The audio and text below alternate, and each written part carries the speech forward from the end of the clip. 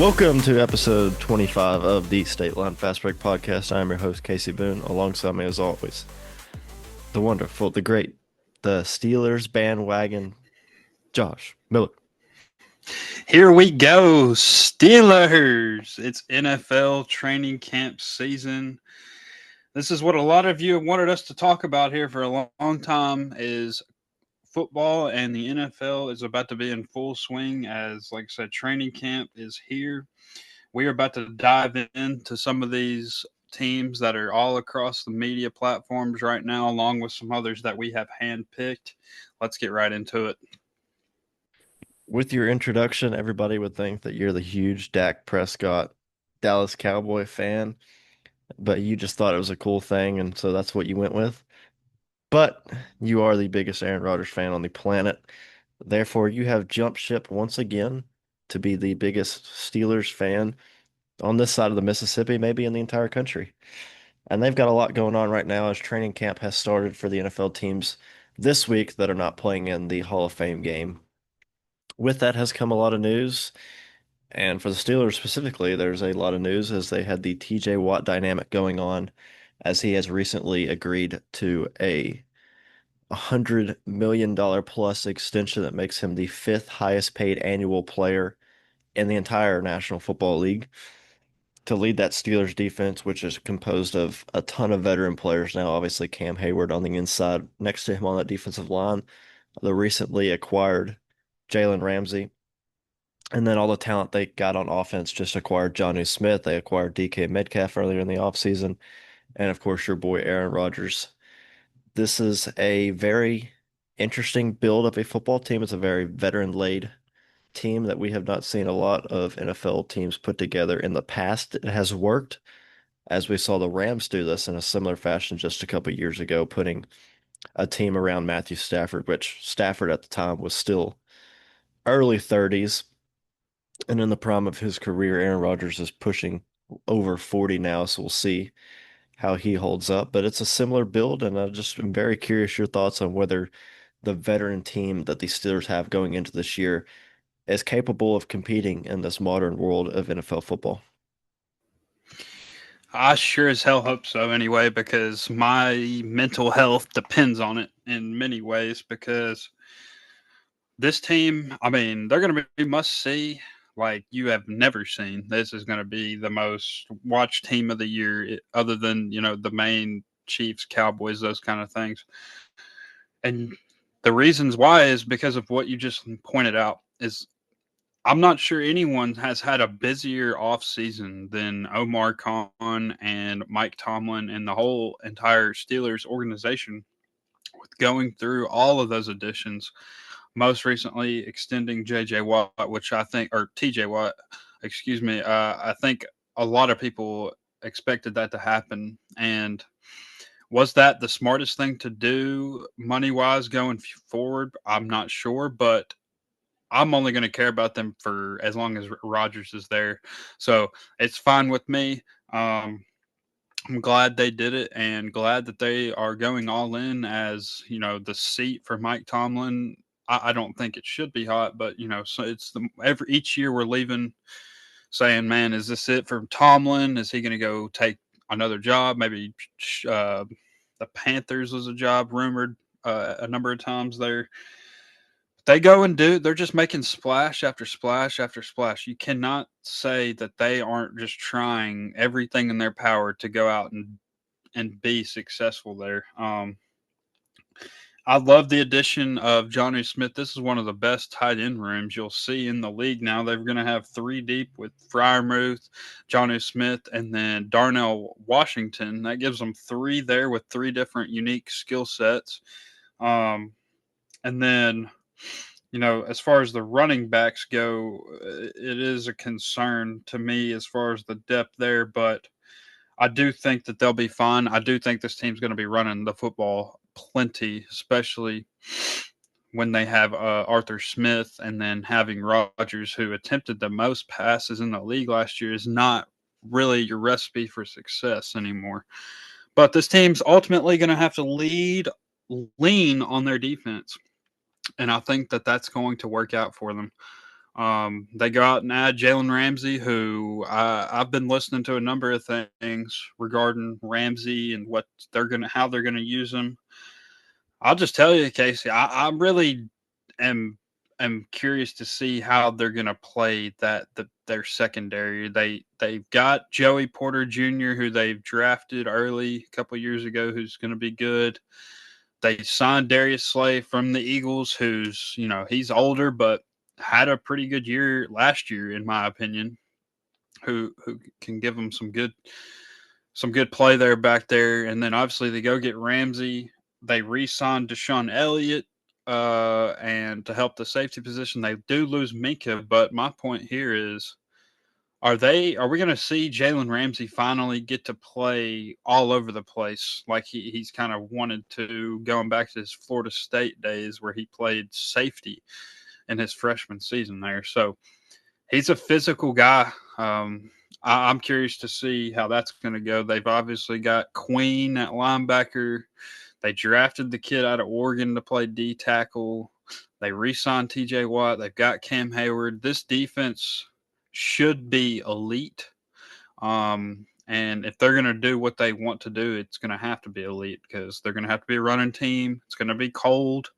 Um, it's nothing Rodgers isn't used to as far as weather goes, but the way this team seems to be built.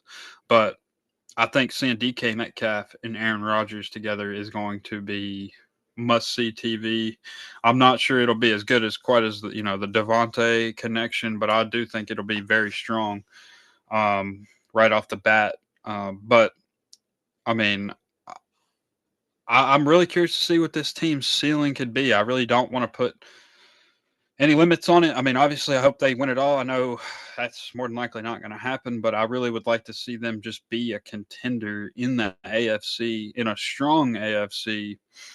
I mean, this is arguably the best division in football. So, you know, if you can split with just about everyone in the division, then you got to feel pretty good about it. But then you got to play a number of games. They'll open up with the Jets. That'll be interesting. Arron Rodgers with that, and then they're going to go week 2 with Seattle. DK situation there. So, and then obviously everyone's going to point to the week 7 or week 8 game against Green Bay. So, I don't know. My hope is at least 10, 11 wins is what I'm really hoping for.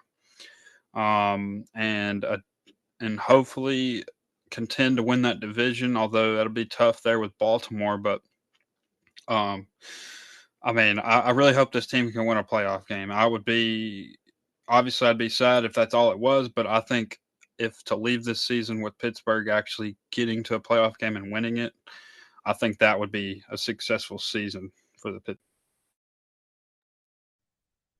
Yeah, you brought up a lot of things that I was going to talk about. Obviously, you're our resident Pittsburgh expert as you are their biggest fan. So this seems like more your niche subject, but you mentioned it already. The thing that interests me the most is you give away somebody who is very dynamic in the back end with Minka Fitzpatrick that leaves a big hole at safety to acquire another corner, which you already have Darius Slay, and a guy that I think is super underrated, Joey Porter Jr.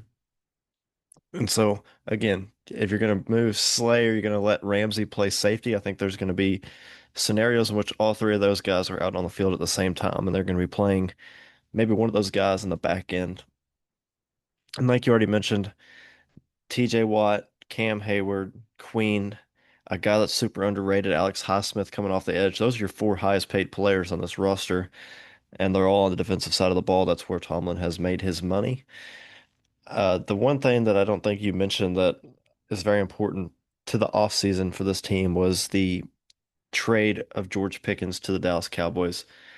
Obviously, Pickens had his multitude of different issues, including showing up late to a game last year and being shut down by Tomlin. And so there's a lot of concerns with him as a player on your football team, but there's no doubt the talent that he provided this team at the wide receiver position. And the talk was they just didn't have enough besides him last year, and I think the talk is going to be the exact same this year. You don't have enough beside DK to make you feel comfortable. A guy that's still out there that I'm sure would love to play with Aaron Rodgers is Keenan Allen. Find a way to make that happen. Terry McLaurin could be on the trade block. I still think they need to go out and make another splash at the receiver position. Keenan Allen, because you don't have to trade any assets, is probably their ideal solution. I'm sure they're keeping tabs on that. They don't have a lot of money to play with.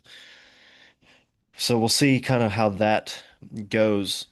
That would be my biggest concern is just you just don't have enough weapons around him. You mentioned the running back room. I think Jalen Warren's a great asset to have in that running back room. He's a really talented back, but again, the depth, as you mentioned, is not quite where I would want it to be.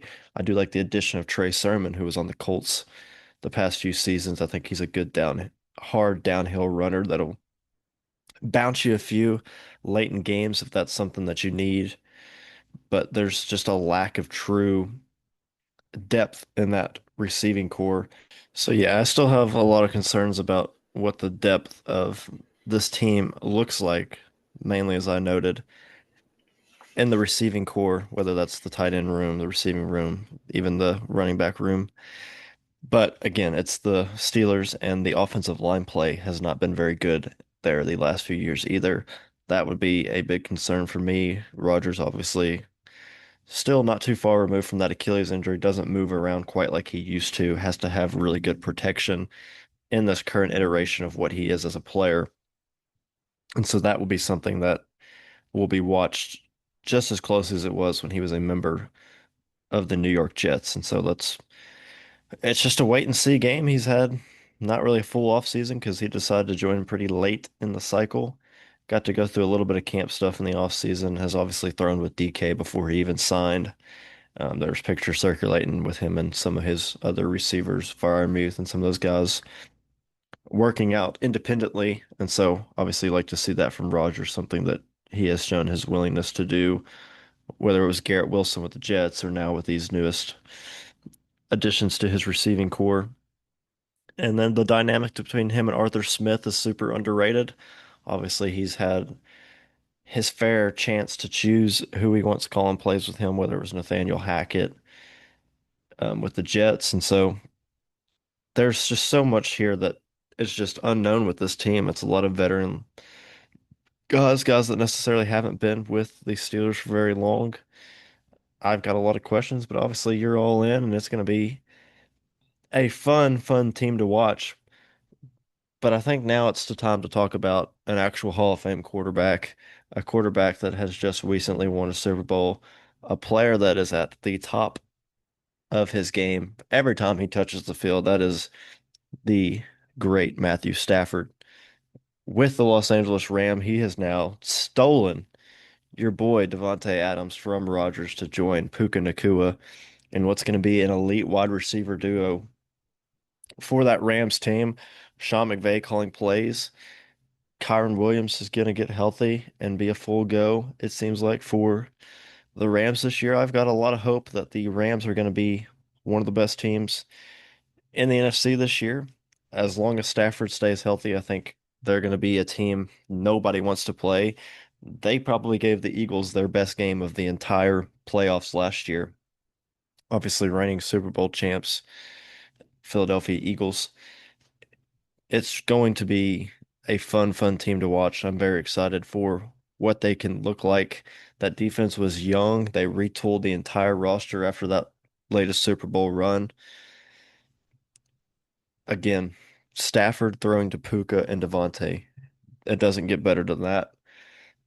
That's going to be something that will be marketed all over the league this year. And you had the question before we even started, can the Stafford and Devontae duo be as lethal as what Aaron Rodgers was with Devontae? I don't think that that's going to happen just because Rodgers was at the peak of his game, several MVPs there in a row, as you can attest to, and Devontae Adams was in a much younger, physically more inclined state than what he is now. But man, it's going to be a lot of fun, and I think Stafford. I have a similar view of Stafford than what you have of Aaron Rodgers, and so I think it's going to be fun for us to watch these two teams, particularly this year. Yeah, and I'm with you on a lot of those points made about the Rams. I'm just as high on them probably as you are. I think both of us are really going to be locked into this team this year because I like Stafford. I don't maybe not quite as much as you, but I've always had seen battles with him over the years when he was in Detroit, and even um, Rodgers had a number of battles with him while he's at the Rams as well. So I've always had to see Stafford on the other side, and I always hated playing against him because of how good he is. And now you Puka Nakua, who has been he was one of my favorite players in the league the past 2 years. Um, I just love the way he plays the game. He's physical. He can do it all. He can go up and get it. Not scared to catch a ball over the middle. He's just a team guy who you can depend on. And he's already one of the best receivers in the league. There's just no other way around it. The numbers back it up. Puka Nakua is one of the best receivers in the league already. And you lose Cooper Cup, which sucks. He did so much for that team, won a Triple Crown, won a Super Bowl MVP, all those things.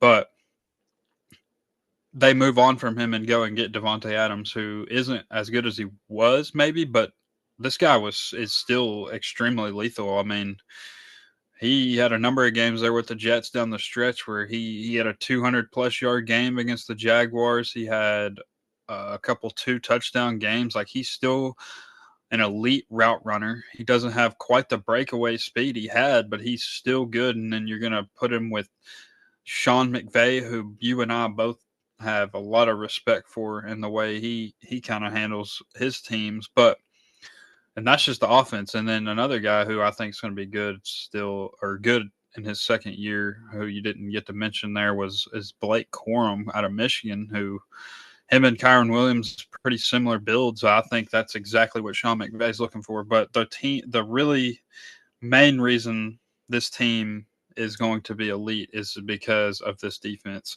And you would think that wouldn't be the case after losing probably the best defensive player in my lifetime in Aaron Donald, at least in my opinion, to retirement, that the defense would drop off and the D line would drop off, but it did not because they go out and just absolutely hit on 2 picks out of Florida State in the D line. Who, I mean, it's going to be the stories is drafting those two guys is Jared Verse and Braden Fisk. But Jared Verse, especially, man, he is just a player. He's going to make so much money in this league. I definitely see him already as one of the better defensive linemen in the league at what he showed in just last year, and especially in that playoff run. I was extremely impressed, as I'm sure you were. So, I mean, they've got a number of things to look forward to. That division, I mean, we'll see what San Francisco does. We may get into them today, we might not, but they got a lot of high hopes riding for them as well. But that'll be an interesting battle between those two teams. I actually do think Arizona is not a bad team. I think they've got a good amount of talent. And then Seattle, I'm not quite, I'm not very high on, I should say. So I think the Rams should win this division, at least be right there. I definitely think they'll be in the playoffs, no doubt about it. And as long as they can stay healthy, similar to the Steelers, I mean, this team's going to make a lot of run into the playoffs. And you, like you mentioned, they almost beat the Eagles, who dominated the Super Bowl. So, and that was in the snow. They had a game winning drive there, and it ended up um, being stopped with Jalen Carter kind of taking that last drive over. But they were driving there in the snow in the fourth quarter in Philly, and that I believe that was that the NFC Championship game. Can't remember if was that the divisional or the NFC Championship. Yeah, I think that was a little earlier in the playoffs, but you had it correct. The Rams had a drive there at the end of that game. Stafford had the ball in his hands, and I mean the Eagles defense was elite for a reason, and they just made the play there at the end. But that was a team that's kind of got hot late, snuck their way in. They battled a ton of injuries. Um, they end up winning that division. I think I mean, it may have even been Yeah, it the was the NFC divisional. champion. Yeah, It was the but divisional. um, And like I said, that was Philadelphia's best game. Even against the Chiefs, Philadelphia just kind of dog walked them up and down the field. But the Rams were super physical with them. Two guys that you didn't even mention on the defensive line. Um, Puna Ford in the interior, right next to Fisk, was a stud, and our guy Byron Young on the other side of Jared Verse. Those guys coming off the edge. We thought with Aaron Donald being one of the greatest defensive players to ever play the game of football, who just wreaks so much havoc on that defensive line that they would take a step back there. They go and get multiple guys on the edge, multiple guys on the interior. They throw a bunch of different bodies at you there, and they're all relatively cheap salaries as they kind of retooled with a bunch of young guys and just timely veteran pickups like what Puna Ford was for them. That's a fun defensive line to watch and one that's really underrated, and they finally got some of the credit that they deserved once they started to make that run, and specifically in that Eagles game where they Eagles out physicaled every other team they played, and the Rams just did not let them do that to them, which from a team that I think a lot of people viewed as a finesse team with McVay, the way that he kind of gets creative with his offensive style, but this was a very physical ball club, and you see that That yes, with their this is a investment in the very offensive physical line. team. Dodson's one of the highest paid players. Havenstein's a great right tackle, has been in the league for a long time. Alaric Jackson, who they just re-signed, he's going to be signed through 2028. Solid left tackle. So they've put an investment into this offensive line to protect Matthew Stafford. So I'm very excited that hopefully he can stay healthy this year, and we don't have to see Jimmy Garoppolo get out there and sling the pigskin. Yeah, I'm with you, and you're right. This team, the reason that they were hanging in there with the Eagles is because they could stand in there and be physical with them, and a lot of that was to do with the both lines of scrimmages that they have, because they're going to run the ball, they're going to run some play action, but like I said, they are fine. They don't have the big names in the secondary like they used to have, but that means that with their D line being so good, they can rush just their four guys, and they're going to get pressure, especially with how Verse came on there in the playoffs. I mean, he was just dominant there down the stretch. So, and he was only a rookie. So I don't know. If I was a Rams fan, I'd got to feel really good about that D line going forward. Obviously, for the future's sake of Sean McVay's future and Stafford's future, I'm not real sure.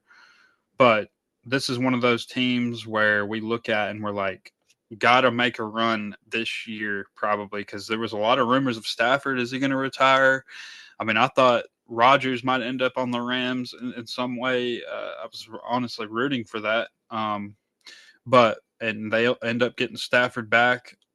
So we'll see how many years he's got left. I don't see him wanting to be a guy who's really going to play late into his or early into his 40s. So, but I don't know. This is one of those teams where I look at and say, got to make a run this year based on the some of the skill guys you have on offense, but they're just so young on defense. They'll be able to be equipped to kind of move forward depending on the quarterback situation going in the future there. And that was something that they both kind of spoke to this offseason. They were just not ready to envision what an offense looked without McVay calling the plays for him and Stafford throwing the ball for McVay. They have a very good relationship, obviously started in some beach in Mexico that ended up leading to the Rams trading Jared Goff and a couple first round picks to get Matthew Stafford, which I think worked out fairly well for both teams. But yeah, like you said, there's definitely an uncertain future around Stafford's future there, but they've kind of reshaped this roster to fit his skill set now. He will got 2 more years left on that contract that was renegotiated, and I think it's going to be renegotiable again after this season. So we'll see kind of where they go from here. But he's 37, has had several back injuries, hand injuries, shoulder injuries. He's been beat up in his career. He is definitely a guy that I don't see having an Aaron Rodgers like revival where he just decides late in his career that he wants to keep playing through some spiritual journeys or whatever Rodgers decided to do. But you remember Rodgers being a guy that always said he didn't think he was going to play into his 40s, and now here he is playing for his third team now. So I don't necessarily see that happening with Stafford, but definitely something that could happen. And it sounds like the Rams, unless Stafford is willing to continue to renegotiate, maybe looking to move on and go younger if they don't make another big run in the playoffs this year. So we'll see kind of where this Rams season ends up landing, but I think we'll jump over again to the AFC. Talk about a team that surprised a lot of people last year. Sean Payton takes over in Denver, goes through kind of a rough, feel it out type of year, see what the roster needs, see what pieces they're building around, drafts his guy at quarterback, Bo Nix from Oregon, and then they just go on a tear, winning games that they shouldn't win, playing a different style of ball than maybe what Sean Payton has done in the past. Just a very unique season. They got a lot of help with a fairly winnable schedule, and they had some teams around them late in the wild card race that just kind of collapsed below their own feet without any of the Broncos' doings. But this is a bright future for this roster. Bo Nix has a lot of upside. Obviously, he's still young in his career, and so there's still a ton to find out about him as a player. But it's certainly an intriguing roster. Patrick Surtain is one of the best defensive players in all of football. They went out and got Evan Ingram to be another safety blanket for Bo Nix. Garrett Bowles is a great left tackle. McGlinchey, who they just went out and got at right tackle to put together a pretty good tackle duo to protect your quarterback. I'm still would like to see them do more at their receiver position. I know they got some guys that are fairly intriguing on the outside, but I'm curious to hear your thoughts. I think you're optimist for this team for Bo Nix. I think we're both pretty big Sean Payton fans in terms of his mind as a head football coach, specifically on the offensive side of the ball. So I'll be interested to see where you see this team fit in the arms race in the AFC, and do they have a shot to challenge the Chiefs, who is still the Chiefs there in that AFC? Yeah, they. The only reason I will say yes to that is because if they have played the Chiefs just flat out tough, man, I will say Sean Payton isn't backing down from the Chiefs. And I just like the way that they went about last season and kind of how Bo Nix sort of came into the fold there. I mean, he played much better than I think a lot of people expected, especially in a rookie season. I mean, to even, I know you said that they kind of maybe lucked their way in, but to even make the playoffs in the AFC is an accomplishment. And to do so with a rookie quarterback is an even bigger accomplishment. And I think it's a testament to how good of a coach Sean Payton is. And they've got the reigning defensive player of the year in Patrick Surtain, who had a all time season last year. That's just not really talked about because that's honestly a compliment that it's not talked about in Patrick Surtain, because they would literally put him on anybody and they would take the receiver out completely out of the game. I mean, just flat out take him out of the game. I remember the early matchup against the Jets. It was raining, but they stuck him on Garrett Wilson the entire game, traveled and all, and it was just complete lockdown the whole game. So that man is a I mean, you just said it. He's one of, if not the best defensive player in the league. Then you go out and draft Jahdae Barron out of Texas, who was a lot of people considered him the best corner or one of the best corners in the draft. So you obviously we'll have to see if he'll pan out, but that secondary could be extremely good in a defense that was ranked near the top last year. Um, Along with drafting or signing rather J.K. Dobbins, who yes is a heavy injury concern, but I've always liked J.K. Dobbins, and he's coming off a really good year with the Chargers. And then they draft the kid out of UCF to play running back as well, Harvey or RJ Harvey. So they've got some bodies at running back that they're going to use, and you know Sean Payton's always going to be one that's going to run the football. And you mentioned how they've tooled this offensive line. They've kind of built around the offensive line because they really don't have receivers, like you said. And that's honestly what I think makes it more impressive for a guy in Bo Nix, because he doesn't have those playmakers out there, but yet he was serviceable enough to get them into having a pretty good season last year. And I just think that they're young at a lot of spots, and it's just they're just one of those teams I don't want to see when you have Sean Payton. So the reason I did want to talk about them is because I wanted to say how impressed I was with them last year, but I think they potentially going to build on that going into this season. And I mean, Cortland Sutton has been, he's a good leader for him, and he can do some big things. I would like to see them uh, add somebody else at receiver, but with Sean Payton, I mean, hasn't really had a ton of the big name receivers over his tenure in the NFL, and still had plenty of success. So, and then they go out and add Ingram. We'll see what he does. Um, Obviously, Sean Payton's been known to be able to utilize tight ends pretty successfully. So I don't know. I just really like this defense. I kind of like what this team's mojo is going forward into this season. We'll see. I mean, obviously, one year can lead to the next, or it completely cannot lead into the next. So I don't know. I'm bullish on this Broncos team. I mean, I don't think they're going to win the Super Bowl or anything like that, but I think that they're going to just be a team who's going to be extremely annoying to play, who's going to show up every week and give um, a really good shot to win on the road wherever it is, because they went on the road last year and won a number of big games. So I don't know. I'm just pretty impressed with what the Broncos have got going on. Yeah, and Troy Franklin, who I think is their best receiver, was a young guy last year. He's got a lot of room to grow into with a good veteran, Cortland Sutton there. But like you mentioned, that would be my biggest concern is you still have a young quarterback that's trying to figure it out in a tough conference. And I don't know that you've got enough weapons around him. And you've mentioned several running back additions that they've added. And I mentioned Evan Ingram, who I'm very glad is now out of the AFC South because he is a dynamic pass catcher at that tight end position.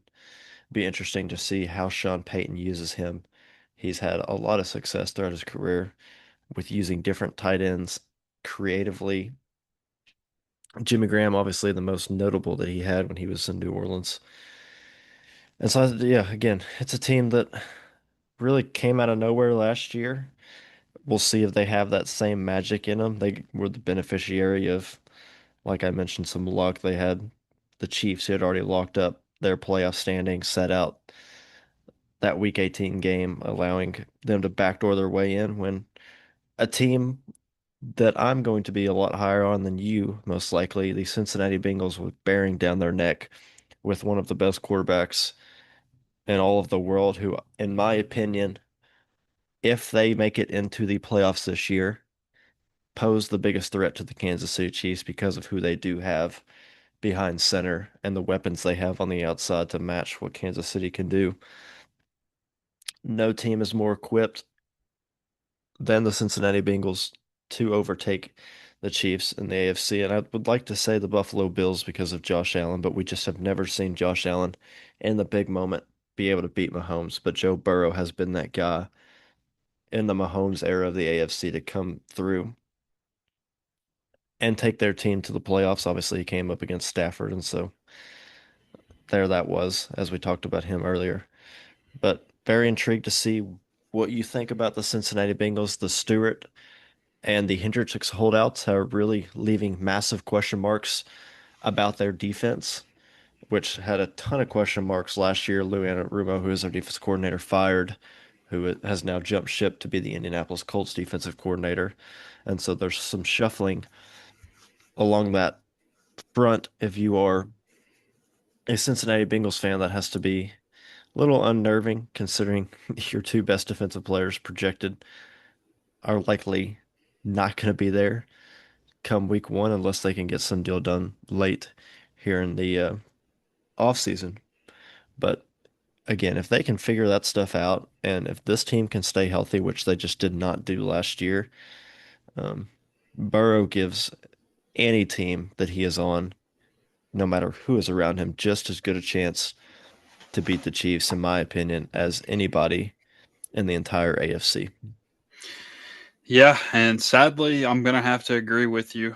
But the on with all the Joe Burrow points, and I'm as big of a Jamar Chase fan as any. I think he's the best receiver in the league. I think he's a touch better than Jefferson. That's just my opinion. I just really like Jamar Chase and what he's capable of.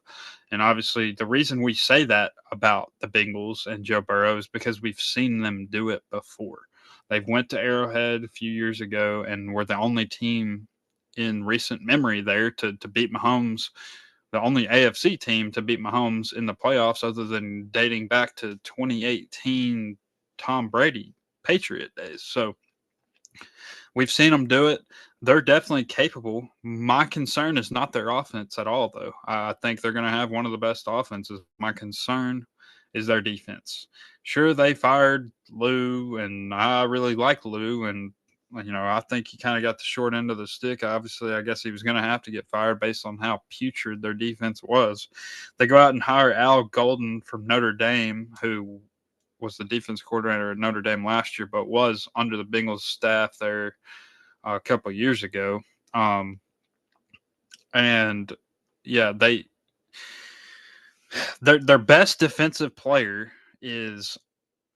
I assume he'll get paid, but there's really not any indication of that yet.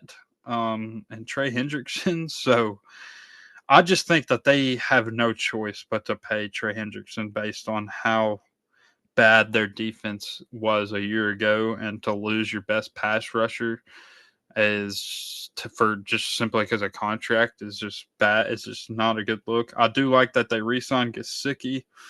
Um, and then I mean, this team has dealt with just such slow starts in the past. They're going to have to get off to a better start this year. I don't think there's any doubt about that.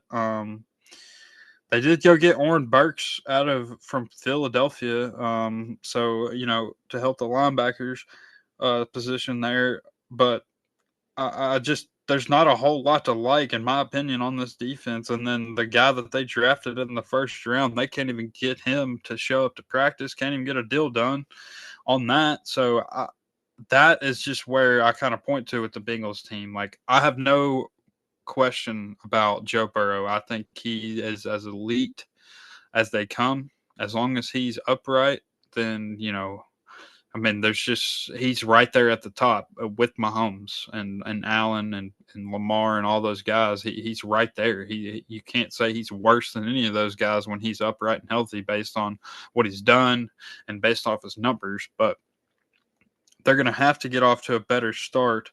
I'm going to pull up their early schedule there, because the past few years they just start out just horrible. So let's see. Week 1 they have got, let's see here. Um, but they've got, okay, the Eagles. No, that's a preseason Yeah, game. they start out with Browns, Jags, Browns. Vikings, Okay. Broncos are their first four, and then they go and play Okay. the Lions, Packers. So I mean, they've last year they started out losing at home to the yeah, Patriots. it was just That was a complete disaster. The offense pretty much no showed. I was going to bring up the fact that they lost games this year, which they scored 33, 38, 34, and 38 again. And so just such a in the prolific NFL. In offense. the NFL, that Yeah, is and they're insane. losing those type of games. And then look, we talk about their offense. They did have the one where they just completely fell apart against the Patriots, in which they only scored 10 points. The offense just had no rhythm function. And then they rattle off 5 wins at the end of the year They do against that teams that every were year, it seems like.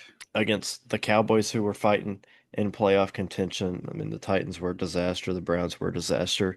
But Broncos, that was a game that had heavy playoff implications, and had Kansas City not rested, week 18 could have been the difference between those two teams swapping in the playoff.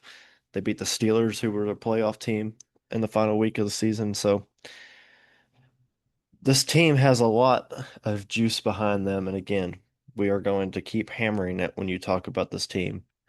They've got to pay Hendrickson. They've got to get Stewart locked up and get them on the football field sometime in camp, because those two players are going to be key to their success.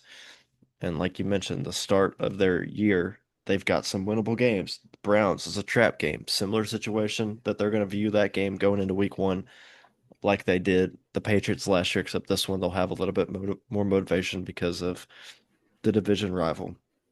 Jaguars, it's going to be a winnable game. You've got a rookie head coach there, Liam Cohen, who I think can be a very smart head coach, especially what he can do for Trevor Lawrence.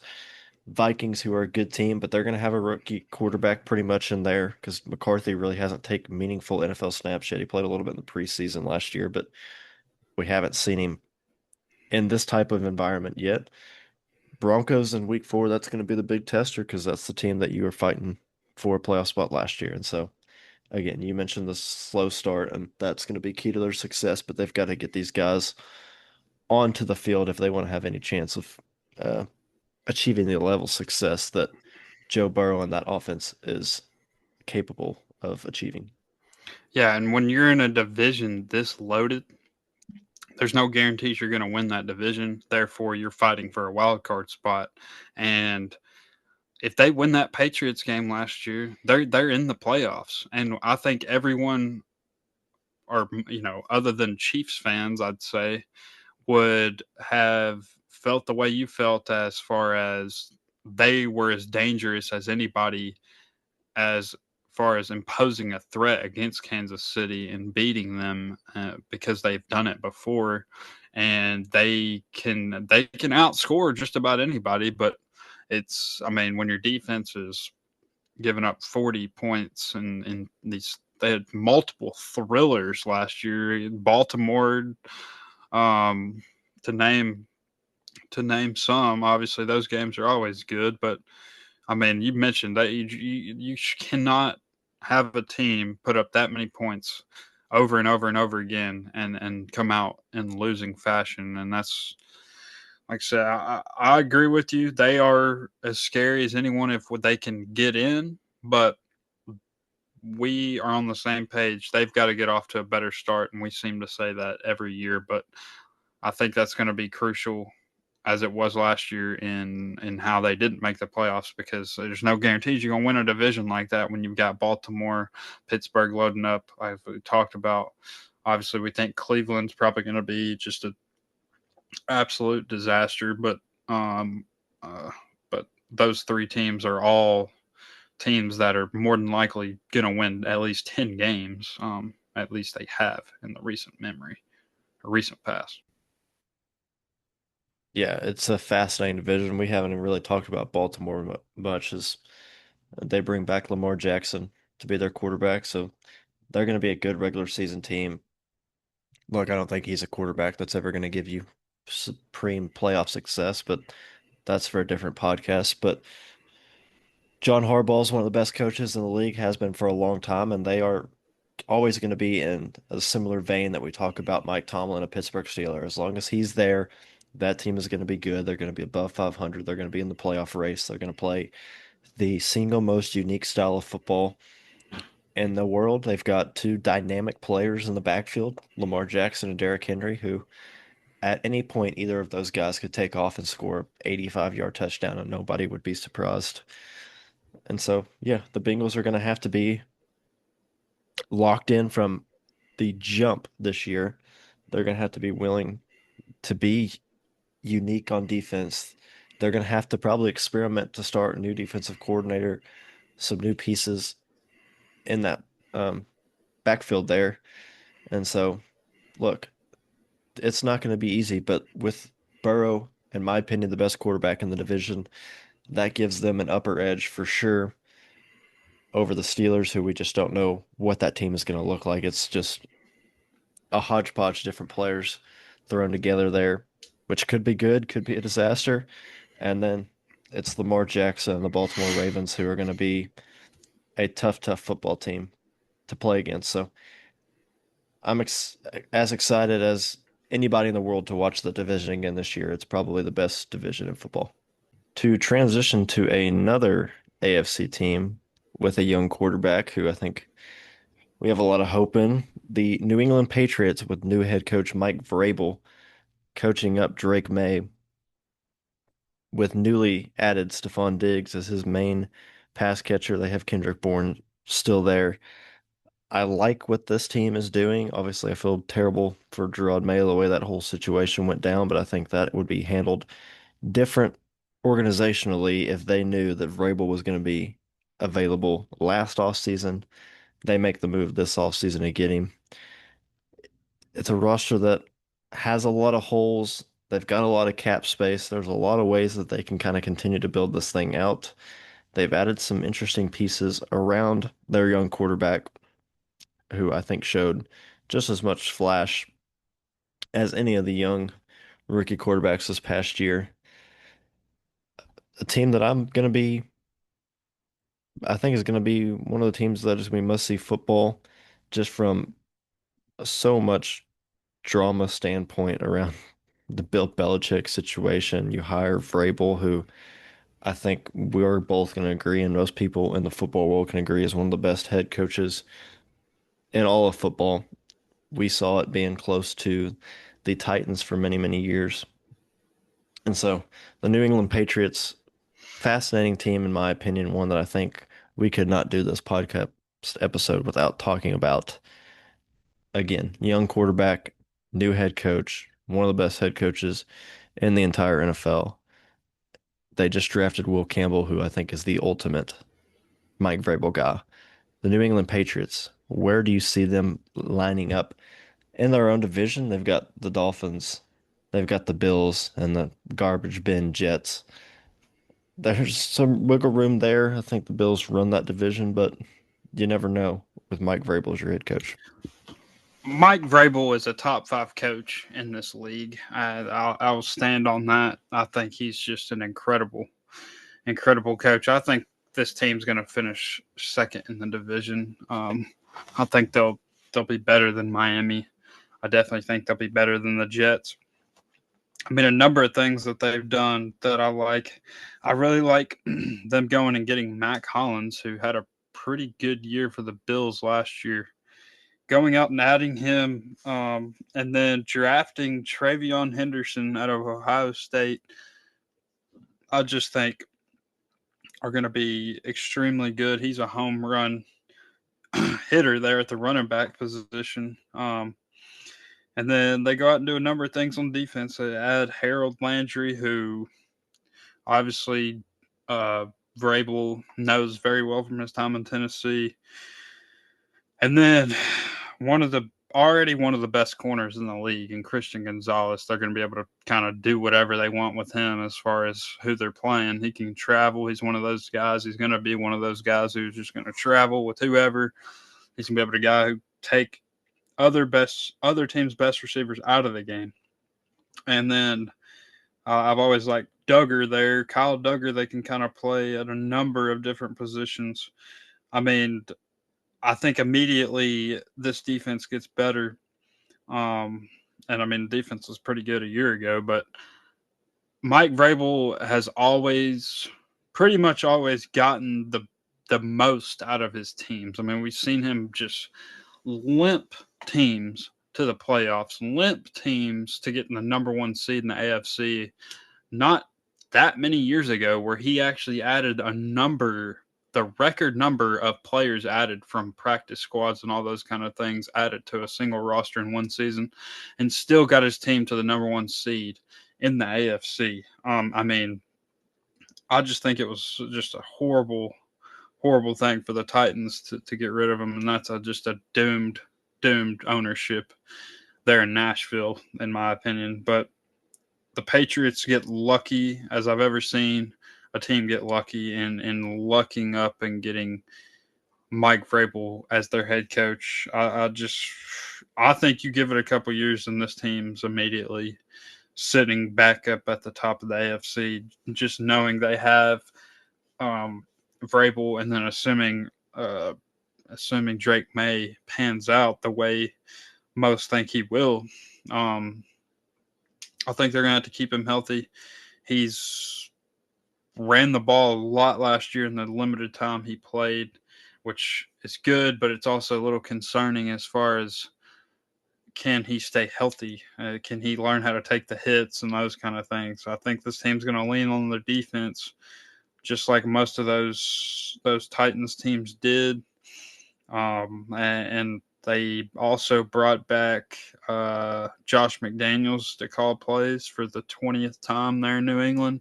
But every time he's been there, he's had just so much success, and it's going to put a lot of pressure off of Vrabel as far as the offense goes, and he can kind of handle team management standpoint. We all know Vrabel loves to kind of handle the roster, so that gives him more freedom with that. And then obviously he can focus in on the defense as well. So I think this team's finishing second in the division. I'm not going to put a record on them just yet.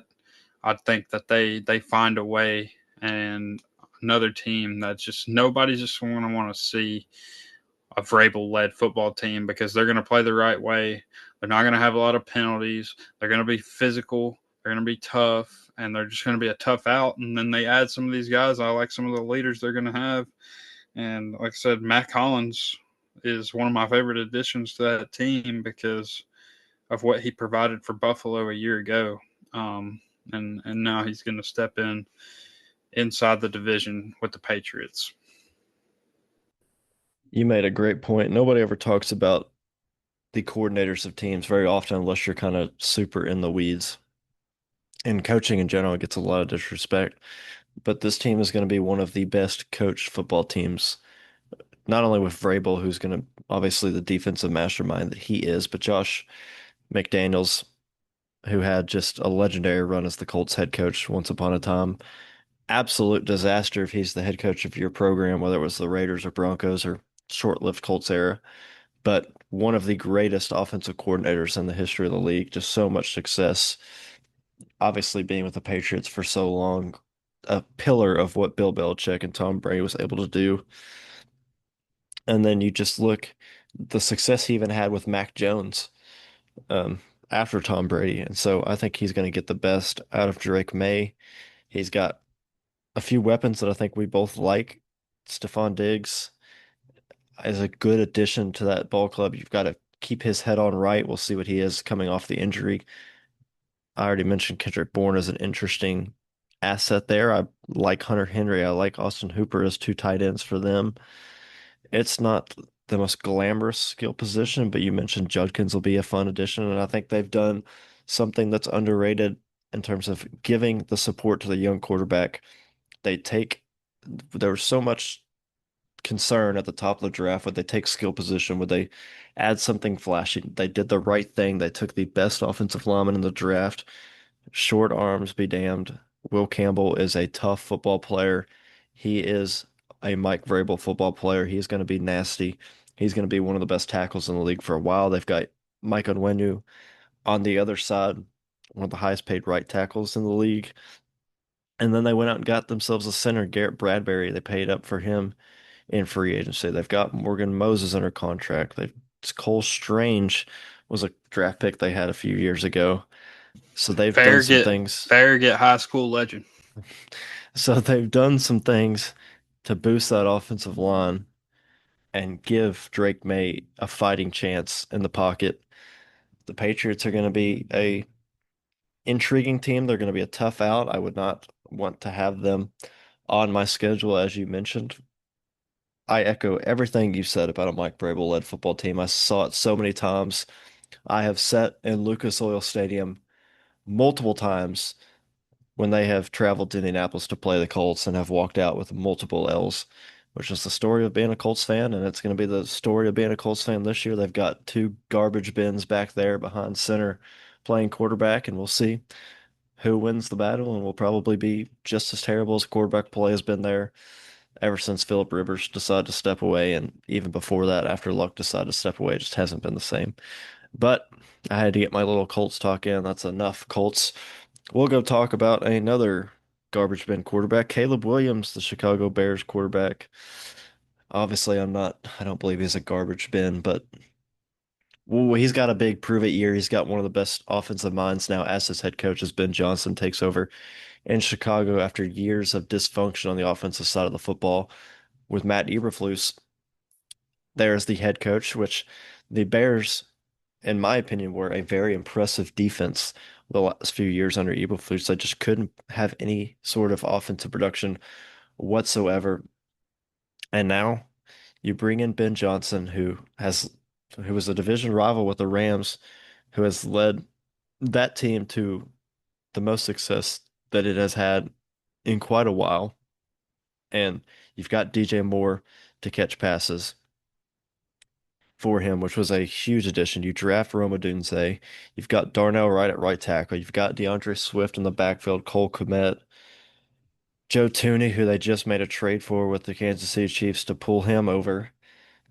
This is a talented football club, and I think this could be a team that is easily in the NFC thick of things in the playoffs. It's a weaker conference. If the quarterback hits and clicks with the head coach, this is a team that is going to be very deep, very talented. They're going to be young on defense. They're going to fly around. You will not want to play this team if they hit their ceiling because that means Caleb Williams is playing at a fringe top 10 quarterback level. Colston Loveland and Cole Kmet become one of the most dynamic tight end duos we've seen in a while. And you kind of figure things out, and Swift kind of revitalizes a little bit of his old magic. And so you, I know, are very high on what Caleb Williams can be.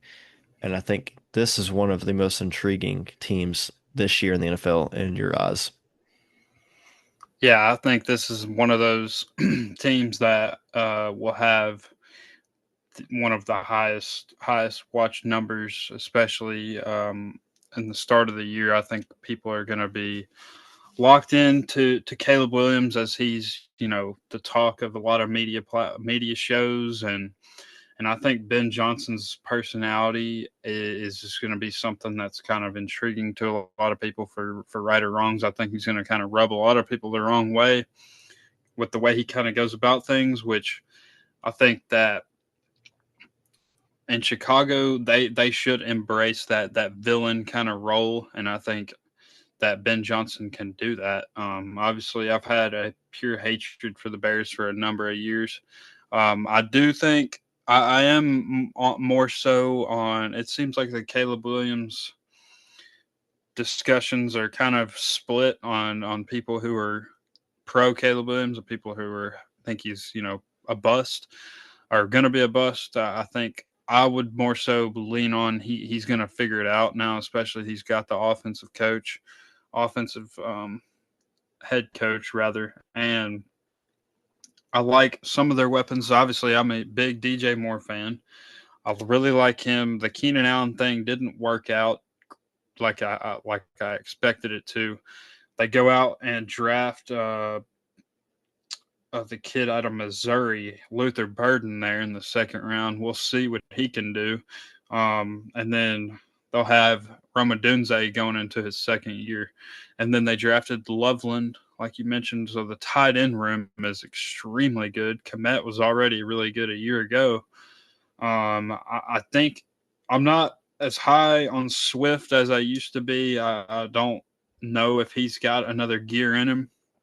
We'll see. And the O line is going to be the question mark on this team. I do love bringing in, would love if I were a Bears fan, Joe Tooney coming in. But Ben Johnson's had elite offensive lines in Detroit. I don't know if I would consider this O line elite. So that's the question mark I have for them. The defensive side of things, we'll see what they do. I mean, they've got a number of guys that are talented, and if they are playing together, I think this defense could be again a top 10 defense. And if you're going to have a top 10 defense with, if you can give this offense a little bit of time to get in rhythm.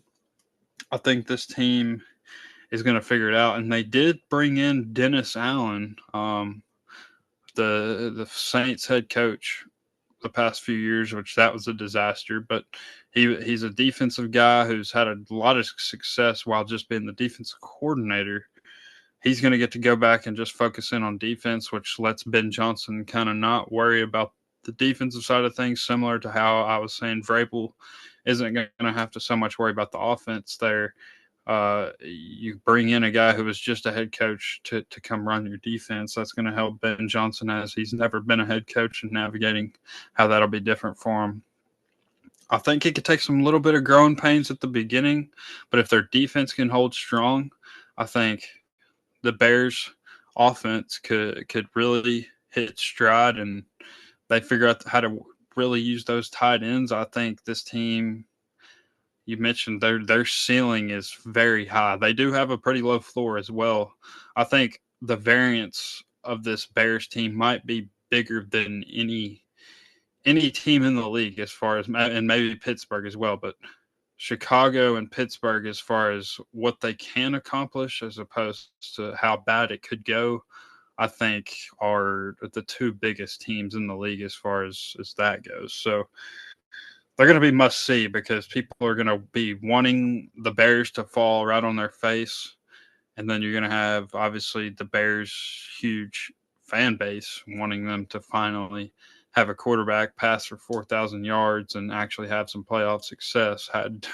Haven't really had any of that dating back to, I'm really not sure. Last time I can think of them in the playoffs was back when Nick Foles was there, and they made it to the playoffs then. But it might be Mitch Trubisky or whatever. But I don't know.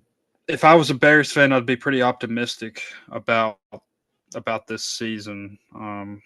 But realizing it could turn south. But Ben Johnson, I mean, a lot of teams wanted him. He could have went to a lot of different places, and this is the job he chose ultimately.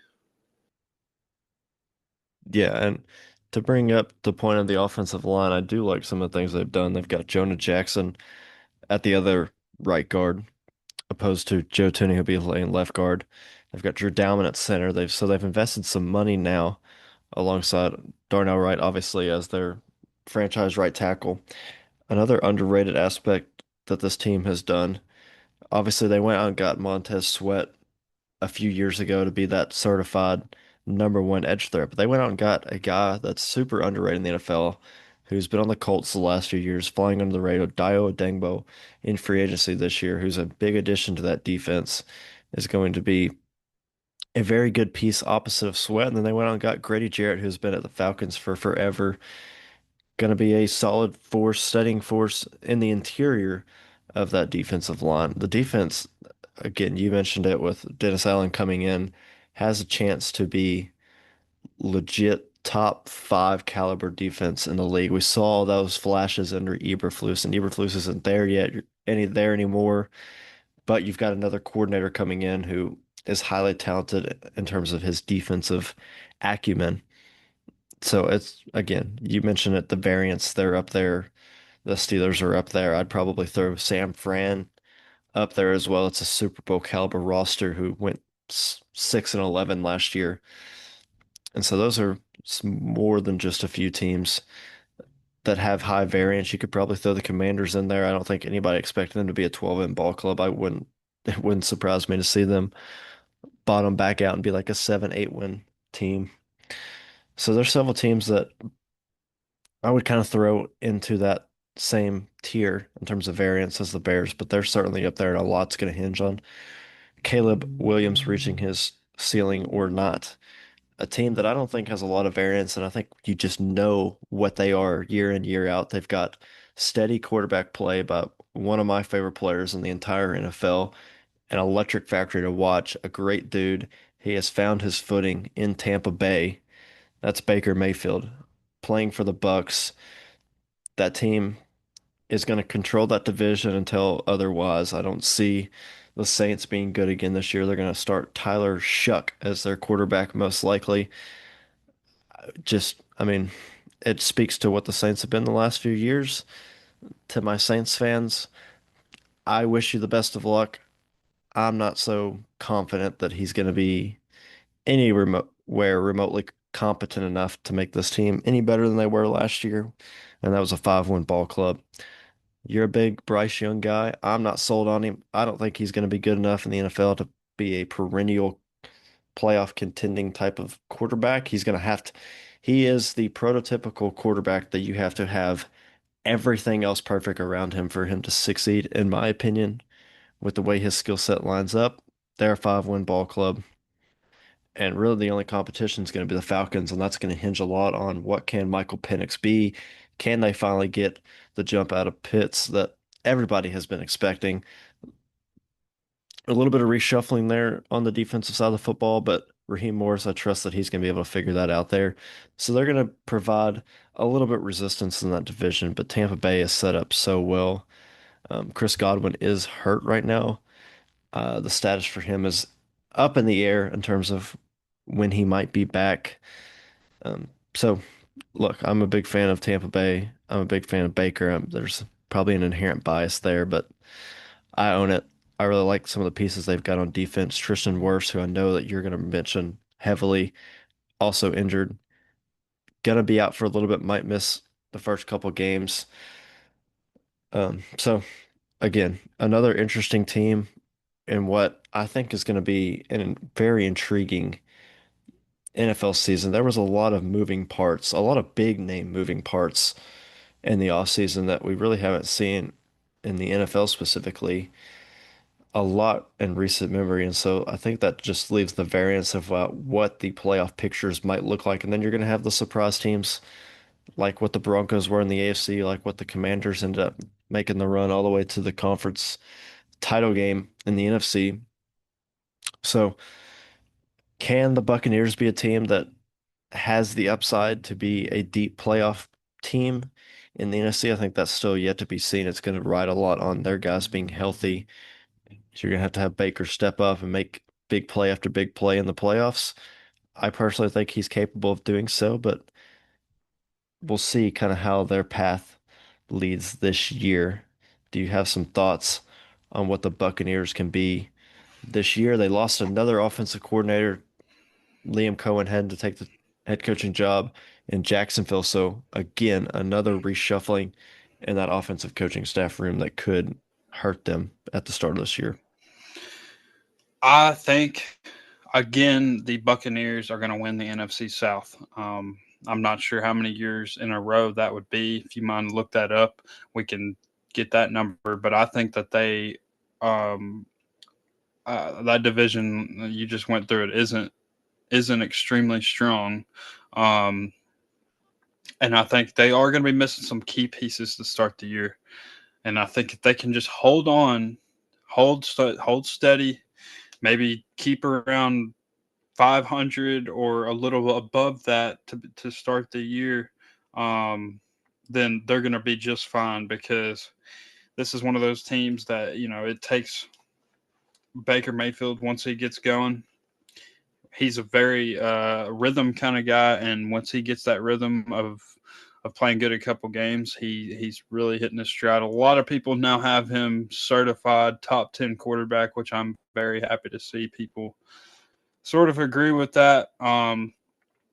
He's had a roller coaster kind of a career, and I'm just happy to see if looking back, Cleveland should have never traded him, and it is what it seems like should have happened. And but he finds his home in Tampa Bay, and him and Todd Bowles have been just an unbelievable pairing. Um, and he keeps getting each year he just keeps getting offensive coordinators head coaching jobs. It seems like he got Dave Canales job, he got Liam Cohen a job. I mean, who's next? But they have one of the best receivers, I mean, that to ever play the game in Mike Evans. I think we can agree with that. I mean, each year this guy's coming in and doing these things. He's more than likely going to end up in the Hall of Fame. They're going to have to figure the Chris Godwin thing out. We've talked about after the NFL draft happened, you and I both raved and raved and raved about them adding Egbuka out of Ohio State. So hopefully that will help the role while Godwin is out. And then, I mean, the tight ends they still got Otten. Do they still have Otten? I believe they do, but they Baker Mayfield has they do. Baker Mayfield's turned Kate Otten into a premier player. So obviously they're gonna have to get Wirfs back. There's just no doubt about it. He's one of the premier players in the league, one of the best left tackles you're gonna find, and he's down right now with I believe a knee injury or an ankle injury, one of the two. So it looks like he's probably going to miss most of, if not all, of camp. So that is concerning to me, and that's been the Achilles heel to this Bucks team is having to deal with Godwin's injuries, has had a number of them, and then Wirf's injuries as well. So but I agree with you. I trust the defense. Todd Bowles is always going to have a good defense. They got David still, Kalijah Cansey, who they took in the first round a couple of years ago, and then obviously one of the best defensive tackles in the league, and Vita Vea. They do go out and sign Hassan Reddick, who was just an absolute joke last year, who tried to hold out, didn't work out for him at all. Is actually now ended up with the Buccaneers. If they can get that now that he's got a contract figured out, I think he could be revitalized and have another really good season. A guy who's very capable of having a good season in Hassan Reddick. So I just like what they've done. They haven't really lost a whole lot. It's just added around the margins there, and that's what these teams like Tampa should do. Um, and I mean, I like the running backs there. I just think this team's just a good football team. They're gonna. I just think again, there's no doubt in my mind that they're gonna win that division if they stay upright and healthy. And I hope to see them make it into a deep playoff run. We've seen it before, obviously when Brady was there, but I mean, when you have Hall of Fame like players at the receiver position, you've got a top 10 quarterback. You got Todd Bowles leading the team. I mean, I don't see any reason why this team's not a contender. I don't see a drop off coming for the Tampa Bay Buccaneers this year. Yeah, Emeka Egbuka is one of my favorite players in the NFL already. I loved him in college for really the last several years. He's an electric playmaker. He's probably going to operate a ton out of the slot, and Baker loves those type of guys. Another player on the offensive side of the ball that we have not shown a lot of love here, who I think is going to be one of the best running backs in the league this year, Bucky Irving, as a rookie last year, was just all over the field, a dynamic playmaker, and it's added to a backfield where you've got Rashad White in it already, who is also another talented back. That team's going to be able to run the football. It's going to be a lot dependent on when Wirfs gets back, what the true extent of this offensive line is going to be. But another guy I really enjoy watching just around the weeds here, another offensive lineman, Cody Mock, the former North Dakota State legend, who is just a mauler. And so that's another fun piece that Baker's got protecting him. You mentioned it with some of the defensive um, guys that they've got. Hassan Reddick, who is a very talented player, a sack machine. I really like Yaya Diaby, who's also a defensive end for them. Fun player to watch, quick twitch off the edge. So there's a ton of talent on this roster. We haven't even mentioned Jamal Dean, a super talented corner who was a staple of that Tom Brady-led Super Bowl team. He's Levante picked six to Rodgers before. I know that. Levante David, who's been there, it seems like, for 25 years, still kicking it around. They added Anthony Walker, a former Colt, who's another talented inside linebacker, to pair up with him. Antoine Winfield, one of the best safeties in the entire league. So I really like the outlook of this roster. It's going to depend a lot if they get back worse and Godwin in timely fashion, because those are two tremendous football players who make the world of difference for a team like this. Very fun team to watch. Very excited to see them continue to make runs to the playoffs. As someone who has a Cleveland Browns Baker Mayfield jersey, I'm going to root for the success of that guy. And you mentioned Mike Evans. What a career that dude's had. Look at the quarterbacks that he has played with and the personalities. Johnny Manziel, Jameis Winston, Tom Brady, Baker Mayfield. Does it get any better than that? He's got just the who's of characters playing quarterback for him, and they're all super talented players who has allowed him to have 1,000 yards for every single year of his career. And so his resume speaks for himself. He's a no doubt Hall of Famer, one of the best wide receivers to ever play this game, Super Bowl champion. Mike Evans deserves all of his flowers.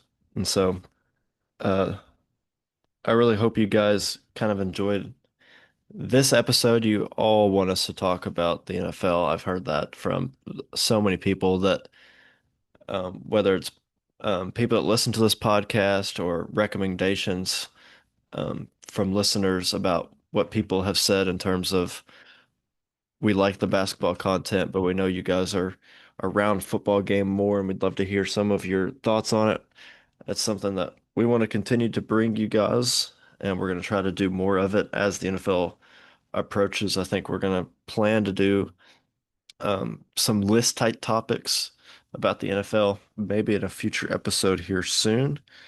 I know we still got to get to our top 10 NBA players of all time at some point here in the off season. The schedule's a little jam-packed. You're getting episodes maybe not as frequently as what we did during the NBA playoffs. There's not as much news going on at this moment than what there has been uh in the past few months. But we're going to still keep bringing you relevant information and just fun podcast topic ideas. So Josh, if you have any thoughts about those things and anything just in general you want to speak about. Yeah, I just want to say it's been fun doing the NFL there, and if there's other teams that people want us to do some deep dives on, we'd be more than happy to do so. We keep up with all the news surrounding the NBA and the NFL. So obviously, we touched on just a number of teams that we felt like we needed to talk about today.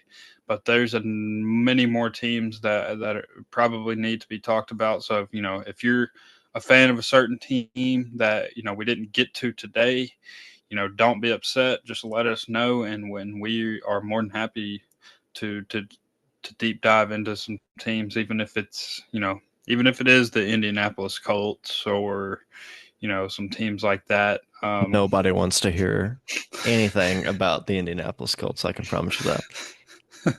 But I mean, yeah, seriously though, I mean, I enjoy the NBA and I enjoy the NFL and I enjoy college basketball and college football as well. So I'm more than happy to talk about any of those four. If it's any sports past that, I'm not your guy, but those four I'm up and ready to talk about, and it's been fun, and I'm ready to see what's going to be going on through camp. I'm sure we'll be getting some hard knocks soon. I believe we got the Bills this year.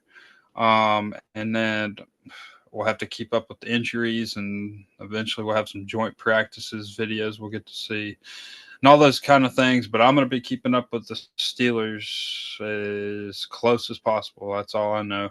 But like I said, listen to us on all those platforms that Kasey's going to list out for us. And if you've got our number, got us on social medias, let us know certain things you'd like us to listen to, and we can definitely do that in future episodes. Yeah, I'll echo that. We are open to talk about just about anything. We'll probably keep the college football talk relatively limited just for legal purposes, but we'll dive into that and some standpoints. We'll talk college basketball when it gets going again. We'll talk the NFL, we'll talk NBA, we'll talk all of it. So, like he said, leave us your suggestions. Before we wrap up here, we just want to give our condolences to Hulk Hogan and his family. Rest in peace to Hulk Hogan, who passed away today at the age of 71, a living icon in America, the wrestling world, pop culture world, uh, for a multitude of different reasons, for many things has done in the past, whether you like him or not. He has meant a lot to a lot of people in this country, in the sports world, in the pop culture world. So, um, just want to say rest in peace to Hulk Hogan and condolences are with his family. But with that being said, you can find us on Apple Podcasts, Spotify, YouTube. Find us on social media, Instagram, Twitter at the State Line Fast Break Pod. This has been episode 25, and we thank you for listening.